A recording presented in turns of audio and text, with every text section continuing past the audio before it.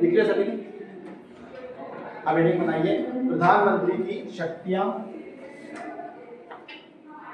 प्रधानमंत्री की शक्तियां और मुख्य रूप से कहें तो प्रधानमंत्री के क्या क्या कार्य हो सकते हैं।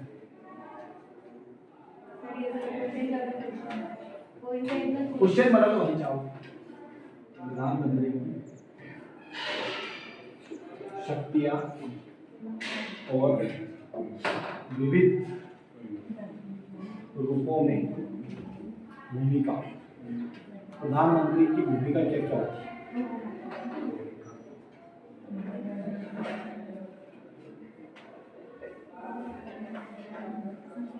देखो आप सभी को बताया था मैंने, पहले समझना है उसके बाद लिखना है। एक तो ये बात बताई थी कि प्रधानमंत्री की नियुक्ति कौन करता है? राष्ट्रपति। कौन करता है? राष्ट्रपति। और प्रधानमंत्री के कहने पर अन्य मंत्रियों की नियुक्ति कौन करता है? राष्ट्रपति। तो देखो प्रधानमंत्री का ये कार्य हो जाएगा कि अपने जो मंत्रीगण है कौन है? मंत्री। ऐसे लिख देते मंत्रि परिषद का निर्माण कौन करता है? प्रधानमंत्री ही करता है। मंत्री परिषद लिख लो, लिखना नहीं है मतलब समझा।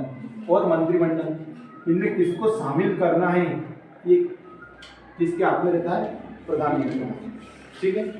दूसरी बात, अगर और आप देखना चाहें, किसी भी मंत्री परिषद का जो सदस्य है उससे या त्याग पत्र ले सकता है वो, यानी इस्तीफा जिसे कहते हैं।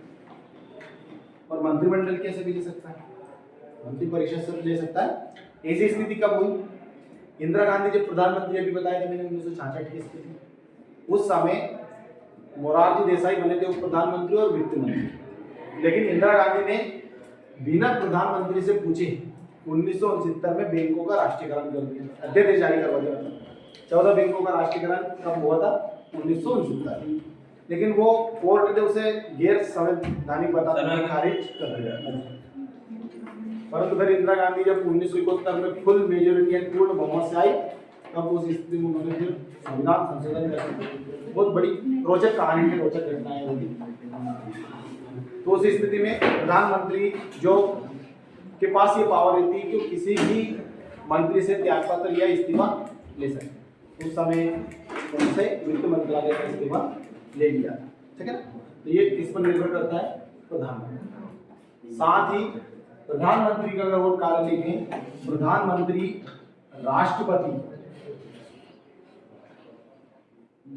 राष्ट्रपति और उनके मंत्रिमंडल के जो सदस्य हैं उनके बीच की कड़ी भी प्रधानमंत्री ही लिखवा दें। और भी लाइन आते जाएंगे समझ लिखो। और याद रखना, जो पावर ब्रिटेन में प्रधानमंत्री के पास है वही पावर अपने देश में किसके पास है? प्रधानमंत्री के पास। पद की बात करेंगे अपन, है ना, व्यक्ति की बात नहीं करेंगे।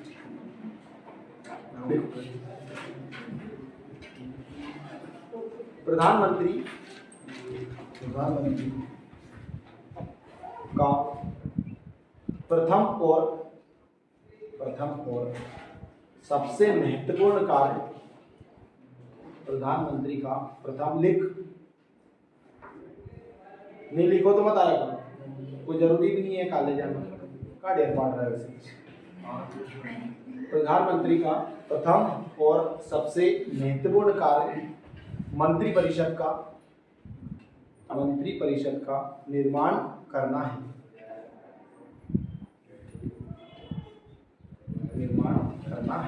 कोष्टक में लेना अनुच्छेद 75, बहुत बार आ चुका है।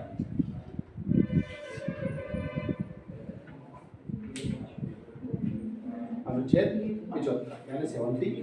देखिएगा आगे, मंत्रियों को जैसे लिखना चाहे जैसे लिखना चाहे मंत्रियों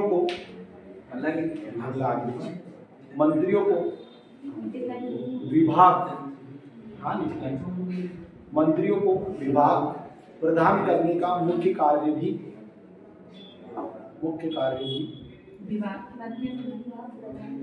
प्रदान, विभाग सौंपना देना है, विभाग प्रदान करने का कार्य भी प्रधानमंत्री के कहने पर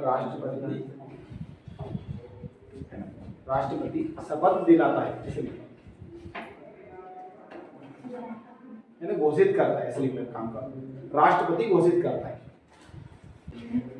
अगला पॉइंट लिखो, एक बार मंत्रिपरिषद का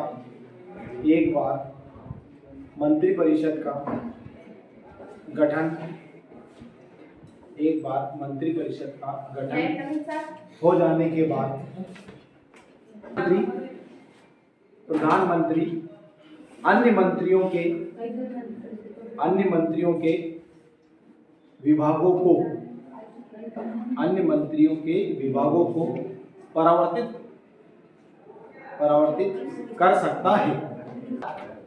प्रधानमंत्री अन्य मंत्रियों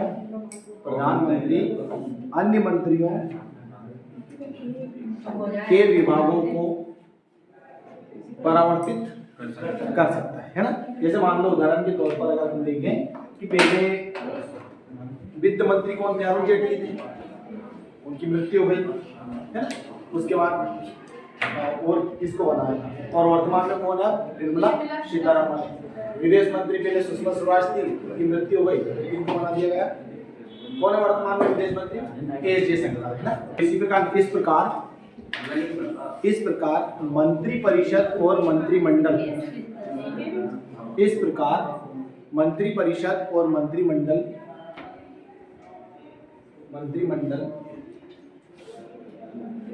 का निर्माण और परिवर्तन प्रधानमंत्री की इच्छा पर निर्भर करता है। मंत्रिमंडल और मंत्रिपरिषद का निर्माण और परिवर्तन प्रधानमंत्री की इच्छा पर निर्भर करता है। ठीक है, ध्यान रखना।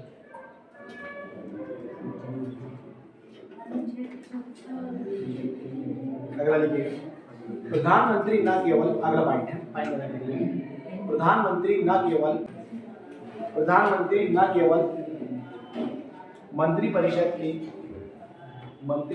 के निर्माण और अंत मतलब समाप्त करते हैं। प्रधानमंत्री न केवल मंत्रिपरिषद के निर्माण और अंत करता है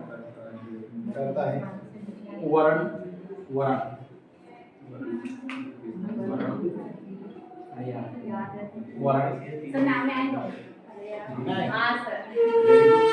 ये मैं जानना चाह रहा था कितनी देख रहे हैं। चलो वर्ण उसके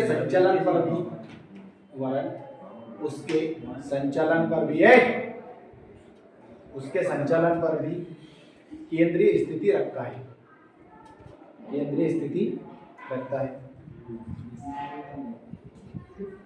आगे यद्यपि मंत्रिमंडल में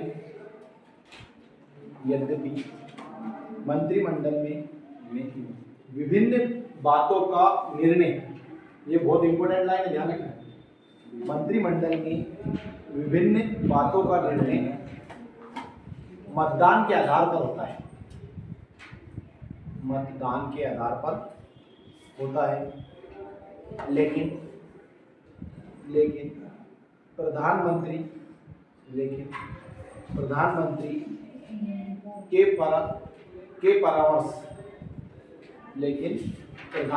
के परामर्श के बाद ही निर्णायक होता है, यानी निर्णय लिया जाता है। निर्णायक शब्द समझ में नहीं आता, लिख लेना, निर्णय लिया जाता है के बाद ही निर्णायक होता है। इसका मतलब समझ रहे हैं? मंत्रिमंडल में मान लो 20 सदस्य, कितने सदस्य हैं? 20। समझ लिखवा है 12 से 32 के बीच हो सकते हैं मंत्रिमंडल में, है ना। इसे अपन कैबिनेट कहते हैं। इधर सुन लेना सभी। तो कोई योजना बनाई, सरकार योजना लाना चाह रही है, तो उस योजना को पास करेंगे तो किसके आधार पर होता है? मतदान के आधार पर। यदि उस के हमें 20 में से 15-12 व्यक्ति हाँ कर दी तो पास मान लिया जाता है। परंतु ये सब कहने की बात, प्रधानमंत्री अगर अकेला पावरफुल है, जैसे मोदी जी, एक समय नेहरू जी थे, एक समय इंदिरा गांधी जी, अगर ऐसे प्रधानमंत्री इस स्थिति के प्रधानमंत्री कोई बात कहते हैं तो फिर वो सामान्यतः पास हो जाता है। परंतु मेन चीज क्या रहती है, अपन ने जब डीपीएसपी पढ़े तब बताया था कि सरकार लोगों के हित के अनुसार कार्य, डीपीएसपी मतलब समझते, राज्य के नीति निर्देशक तत्व या सिद्धांत, नाम तो याद है।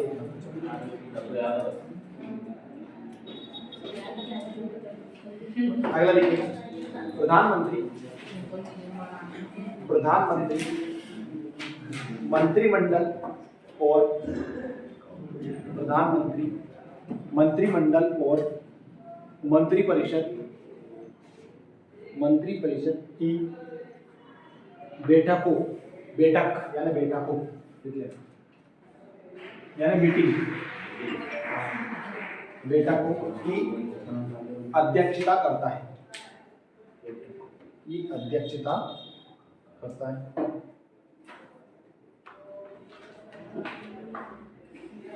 प्रधानमंत्री का अगला पॉइंट, प्रधानमंत्री का मंत्रिमंडल